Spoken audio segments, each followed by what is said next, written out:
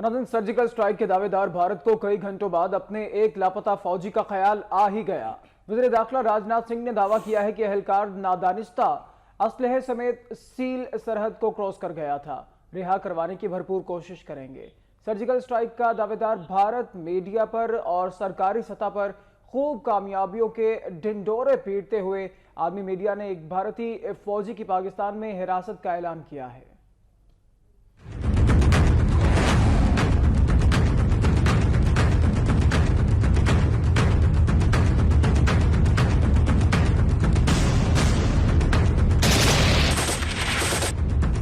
Surgical strike का दावेदार Bharat media पर और सरकारी सतह पर खूब कामयाबियों के ढिंढोरे पीटे।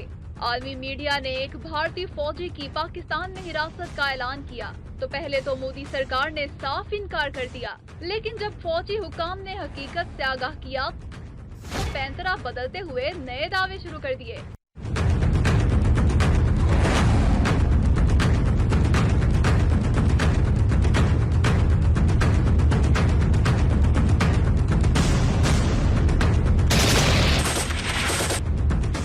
भारतीय वज़ीर दाखिला राजनाथ सिंह ने मुल्क की सिक्योरिटी की सूरत हाल पर खसूसी इजलास की सदारत की।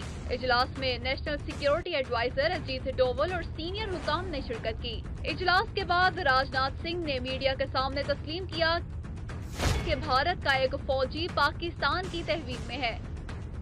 वज़ीर दाखिला का कहना है कि राष्ट्रीय राइफल की यूनिट 37 का चंदू बाबू गलती से अपने असलहे समेत सील LOC को क्रॉस कर गया था, जिसकी जल्द अज जल्द रिहाई के मामले को इस्लामाबाद के साथ उठाया जाएगा।